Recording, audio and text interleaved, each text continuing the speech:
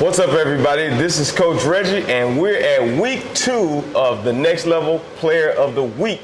So now we actually are Players of the Week since we have 2 guys. And today is very special because we actually have 2 guys from a school that we've not had on in the 3 years that we've been doing this. We got Hitchcock, which I want to let you guys know my first football was started Hitchcock, the Hitchcock Red Raiders. That was the first organized football that I've ever played in my life, and that's where I started. And so I'm glad to have you guys here with us today. First, I'm going to let you guys tell who you are and what your stats were the week 2. So you can pick up the mic, let everybody know who you are. They already know what school, and just let them know what stats that you had this week. My name is Lloyd Jones. I threw for 200 passing yards, 3 TDs, and I had 40 rushing yards for 2 TDs. All right. My name is Brian Harris. I had 8 tackles, 3 interceptions. 3 of them was returned for pick sixes. So I don't think I've ever even heard of anybody returning. You say 3 picks? Mm-hmm. Yeah, I said 3 picks. One of them got called back due to a pass interference. Okay, so who are you guys playing? We were playing Hampshire Fournette home at Hitchcock. So the quarterback, he was just like what color uniform they had? Because did your uniform look like their uniform? Nah. Oh, okay, dang, he was just giving the ball away. Well, today, the reason why we started the Next Level Player of the Week is because we wanted to highlight Galveston County kids. Even if you have offers, I want to get you here. I want to spotlight you. I want to show, in your community that you guys are doing big things, and you're going to encourage other kids that are in this community to continue to doing big things. So we just sitting at the table. We want to give a special shout out to Chicken and Pickle for giving us this space. And I'll get into the line of questioning pretty simple. So we'll start with Brian. First question is this. What was your most memorable moment in football? My most memorable moment in football would probably be this recent game we had last Friday when I had 3 interceptions. I feel like I remember that for a long time. Okay. And Lloyd, we're going to ask you the same question. I got 2 of them, I would say. My sophomore year, the second round of playoffs, we played Woodville. We was down 31-14 going into halftime. End of the game, came back, won 36-31. And then my district, sophomore year again, we played number 2 team, Columbus. We had like 10 seconds left on the clock, threw a Hail Mary to Damon McDaniel, and we won the game. I've actually seen you guys play, and you guys have a lot of talent on your team, and I really believe that you guys probably have just as much talent as any of the schools that are around here. Why do you think that you're not getting the buzz or the respect that some of these other schools are getting with all of the talent that you guys have? Most people will say it's because we're a smaller school. I really don't know what to say about that, for real, man. Tell the truth. Just tell the truth. I think if you feel a certain way, then we're as good as anybody out there. My DBs, receivers, we as good as anybody out there. If you ask me, it don't matter who it is. 6A all the way down to 1A. Okay. Same question for you. That's kind of out of the questions, but I want to see how do you guys feel about that. I'll say pretty much the same thing. I feel like we can compete with any team in the county, really any team in the state. 6A all the way down to 1A too. Yeah, I think you guys definitely are loaded at every position that I saw. Definitely skill positions. You guys have a lot of skill positions. I'll be interested in see when you guys move up, how you guys play against a lot of these teams that, you're not getting the same buzz as some of these other schools that I think that you guys have just as much talent as. All right, next question, and we'll start with you, Brian. What do you think about the NIL name, image, and likeness now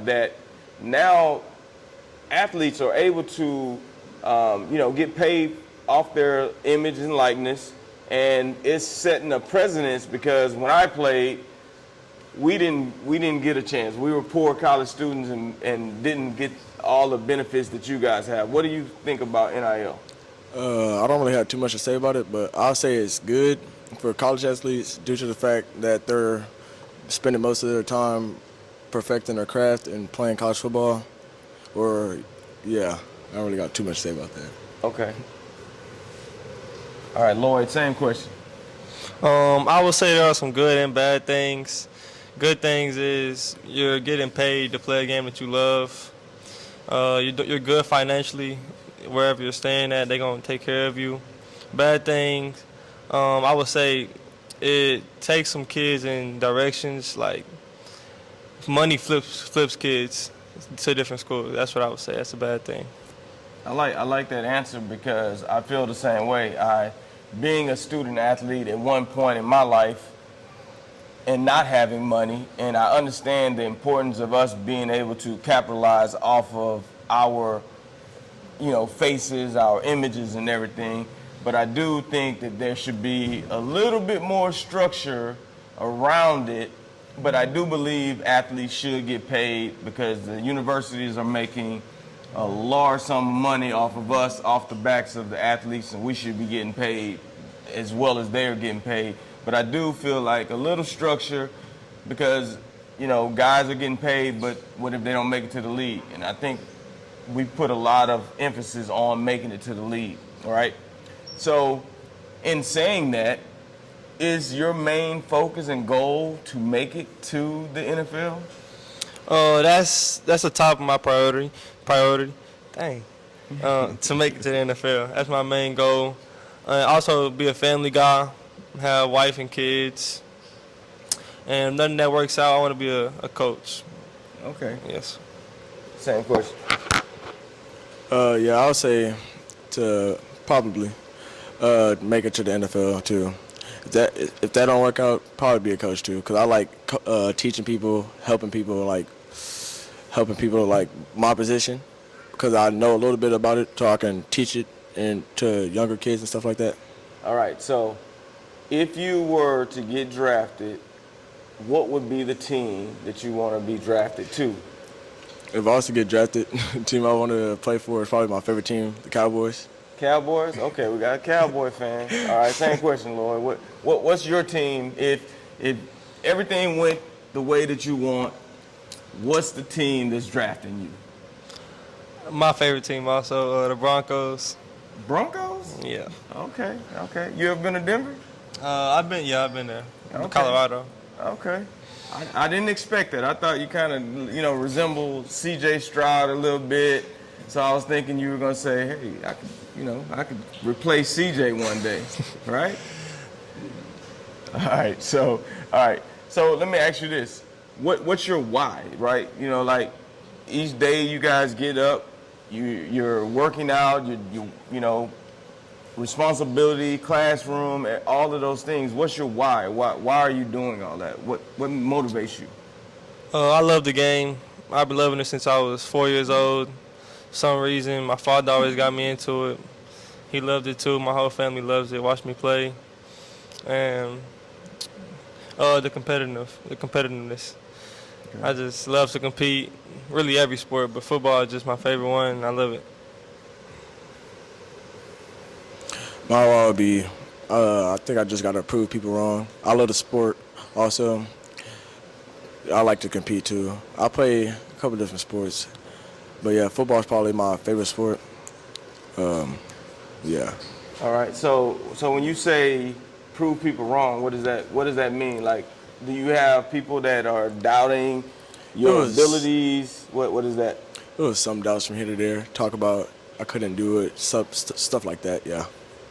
Okay. So that's motivation for you to exceed, right? Yeah. Okay. So what are you doing to help that along? Like, if you're doing what everybody else is doing, that's just doing the bare minimum. What are you doing to those people that are naysayers? What are you doing to change that perception and make that dream a reality of going to the league one day and playing college football, first of all?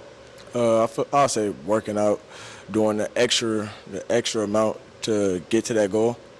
Okay, okay. All right, so we're going to go to our next question. You know, you committed to Texas Tech, correct? Yes, sir. All right. So what should coaches expect from you? I'm a coachable kid. I'm a coach's kid. I got a good work ethic. I'm fun to be around. I'm gonna do everything right. I'm not a bad kid. It's just I'm gonna get what a coach want. So you gonna do everything right? Well, not Yeah, everything, but if you gonna do everything right, man. I'm not. Whatever coach tell me to do, I'm gonna do it. Okay. All right. You're coachable. All right. Same question, Brian. I'll say pretty much the same thing. I'm a real coachable kid. I like to learn, get better every day. So when the coaches are yelling and pulling on you and telling you ain't worth nothing, you good with that? From a little bit, but I get a little mad, but they're just telling you that to help you get better, though. Okay. So you're not gonna go off to college and be like, I can't take this, Nah, and come back home. nah. All right. That's the main thing. A lot of guys go out and they assume that it's one way, and then when the coaches get you there, because you do understand that coaches are going to be your best friend while they're recruiting you, right? Yeah. They're going to talk to your mom. They're going to shake your dad's hand. They're going to tell you the best thing in the world. And then when you get there, you're going to think that you're a stepchild to that coach because he's going to treat you real, But is that going to change, how you feel about the game and all the work that you've put in? Nah, not at all. Because I just like the game, love the game so much to where it don't matter. I just prove them wrong, as I said. Okay, same thing.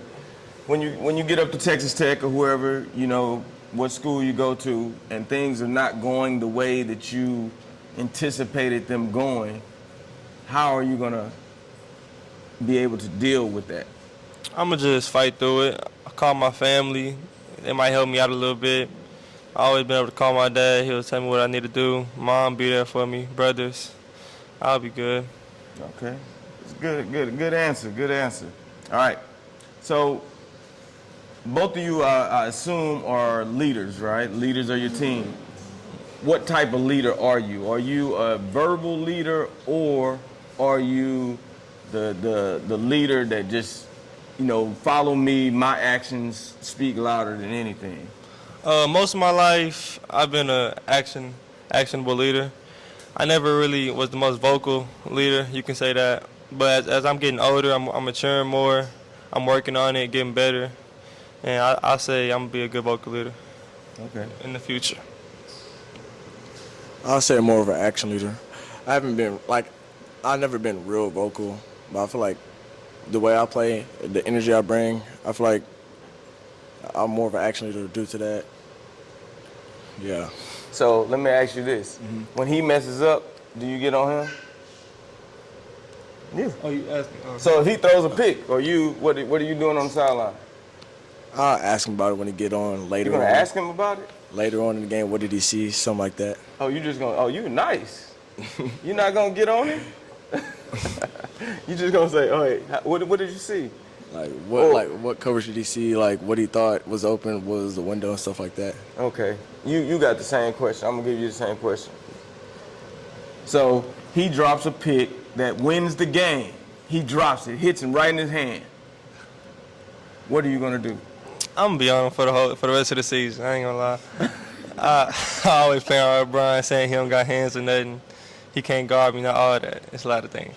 All right. So do you have hands? Because, they say DBs don't have hands. That's why we're DBs, right? I feel like I got some of the best hands in the county. Oh, really? How many picks you got? 3 right now. 3? Yeah. Oh, so 3. How many did you have? Did you have any last year? I had 1 last year. 1? Yeah. How many have you dropped? I haven't dropped one in the game yet. Yet? How many opportunities you had? No. I haven't had many opportunities to catch picks. Okay. Yeah. I want to come to a game and see if this happens. Like, guy makes a mistake and you just all cool with it, pat him on his back, it'll be all right. Because in the heat of the battle, things change. Yeah. Right? I got a feeling that you would probably get on him a little bit more than what you said, but we'll see. We'll see. All right. So if where you guys are now and where you envision yourself going in the future, what would you tell your younger self? What would be different and you would tell your younger self, like, what would that be? You answer that question first. It depends what age you're talking about. So you're in Pee Wee, right? And now you can go back and reflect because you're older now, and you go back to your younger self, and you're gonna tell your younger self something that's gonna help you in the future, right? What would that be?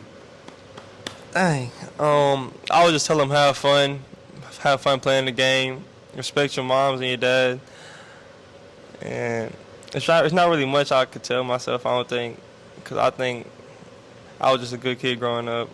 Nothing really I could change about myself that I would want to. Okay. All right, Brian.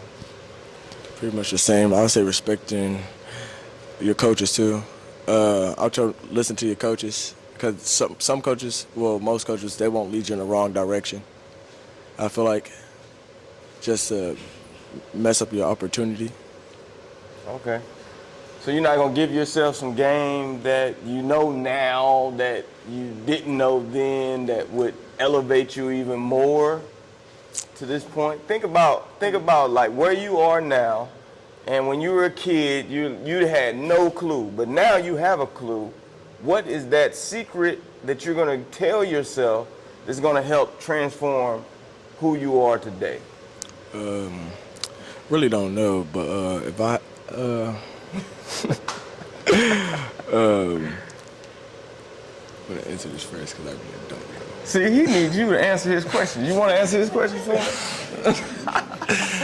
It's kind of hard as a Pee Wee player. Like, it's not really much they know. They're not gonna know everything you tell them. That's why you go back. See, now you giving him the game. It's like he's not gonna understand it. I don't think. You don't think? So you wouldn't understand it because I said you telling your younger self. So you wouldn't understand what you're gonna tell.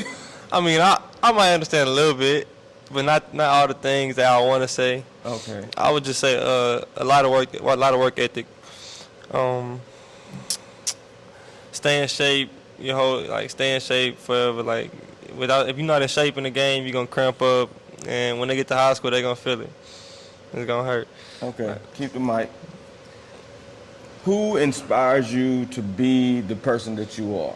Who's that person that has motivated you, who has really helped you in your life? And I know a lot of times as a parent, but you can only pick one person. Who is that person? I would say my father. I would have to, just because he's been there my whole life with everything, every sports, every event we got going on. He's always there to help me. Even my friends, they'll say the same thing probably. Okay. I'll say my mom, because she's been there every step of the way, having her foot on my neck, making sure I stay disciplined and focus on the goal. All right, so mom and dad, that's a good. And last week we had two guys that said that dad. Now I'm always impressed and give props to dads that are in their kids' life. My dad wasn't really around, so that's a special spot for me when I see, you guys having success, and then there's a father there that's present, that's helping you and leading you down that path. See, your man just said you had no hands. You just dropped the mic. All right, so I'm gonna go to the next question. All right, what player in college or pro that you model your game after? I'll say Sauce Gardner, mainly because he's I feel like I play somewhat similar to him, man-to-man type of corner. I like being face-to-face, pressed up against the receiver. Okay, so are you aggressive or you just got good speed? Which? A little bit of both. Probably majority of my speed, because I can capitalize on my mistakes. How many tackles you got? I had 8 tackles this past week. 8 tackles this week? Yeah. Oh, that's good. So what you in a year, like how many tackles you usually end up with? Last year I had like 30 tackles. Because at the next level, you know you're going to have to come in, stick your nose in there, and hit somebody, right? Yeah. Yeah, all right. All right, same question to you. I never really thought about that for real. But it's like little bits and pieces of each of different quarterbacks. I would have to, Peyton Manning, which is my favorite quarterback. The way he studied the game, the way how smart he was, and how he proved to everybody that this game isn't just about athleticism, and you got to be smart to play the game. Oh, you're not finished? And also, I would say Patrick Mahomes. What's the word? Playmaking ability. Like when he gets out the pocket, keeps his eyes downfield, makes a long pass, touchdown pass, run, whatever it is. Okay. So the 3 years that I've been doing this, what I've found out is you guys don't watch football. Do you two watch football? Yes, I watch Obviously football. not. You watch football? Who you watch, college or pro? Both. Well, not really much college. Just Texas Tech for real, but a little bit, mainly pro. Okay. This year. Brian, do you watch football? I watch football, probably mainly college, because I feel like it's more entertaining to watch college football. Okay. Because most guys, like, if I name someone that's maybe like a Hall of Famer, and the kids, like, did not know who those people were. And I'm like, how do you not know? You want to play in a league, but you don't know who anyone is, like Hall of Fame guys. So I'm going to ask you, you know who Champ Bailey is? The name sound familiar. The Name name sound familiar. You don't know who Champ Bailey is? His name sound familiar. Troy Polamalu. Yeah. You know who that is? Yeah. Okay. Let me ask him. Let me think of somebody that's not easy. That's like, I know you know who Mike Vick is, right? Yeah. You know Peyton Manning. How about John Elway? Yeah, I heard of him. He played for the Broncos, right? Yeah. And that's Yeah. the team you said you would go to, right? Yeah. Okay. Yeah, that's good. So what we're gonna do now, I want the audience to think of some questions for these guys. You raise your hand, stand up, and then we'll get these guys to respond to some of those questions. So anybody have a question for any of these guys? Anybody? All these people in here? All right. I would like to know how competitive, being that you're a defensive back and you're a quarterback, how competitive y'all get with challenging each other in practice. Who wins most of those battles? Me being a quarterback, when I put my best receiver on him, he tortures him every practice. I ain't gonna lie to you. It was one practice. One practice he got him twice. He was a little hurt. I went out there a receiver today. He got me. It shouldn't have been. I got behind him on a fade ball, but he got me. I'll give it to him.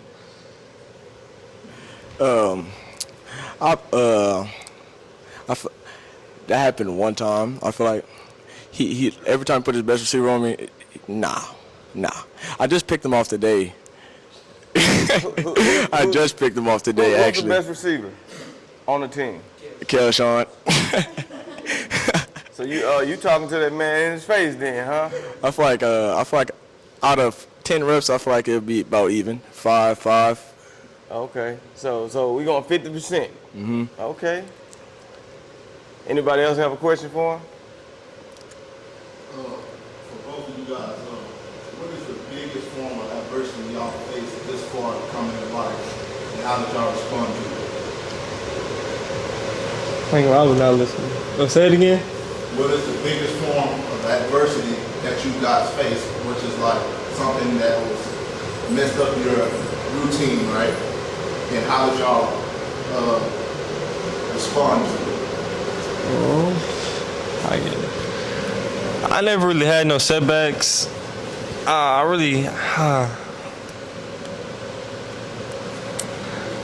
I really didn't have no setbacks, if you ask me. You haven't had any setbacks? No, I don't think so. Dang.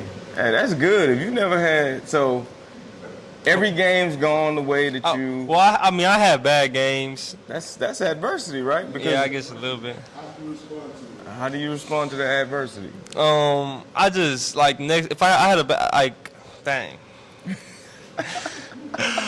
I just come back next week, focused, working on everything I messed up on, like two times the way I like been doing it. It's just. Besides that, I never had no major setbacks.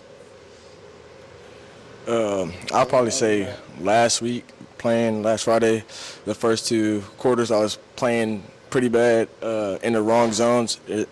Going to the third or fourth quarter, I listened to the coaches during halftime. They told me what I needed to do and how I needed to play things, and I ended up with 3 picks. Y'all know the most important trait that an athlete has to have, the most important. Y'all know what that is? Can you tell us? Consistency. Consistency. Because I can be good for a short amount of time, but the great ones are good more than not, right? Like they're consistently good. They don't have those big dips. It's like this.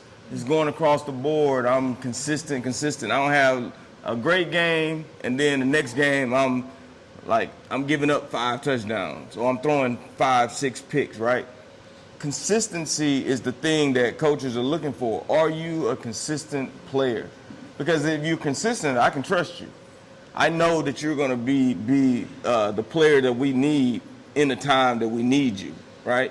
Because how many players you see that are great one week, and then the next week you never hear from them? And then the next week they're good, and then the next week you don't hear from them.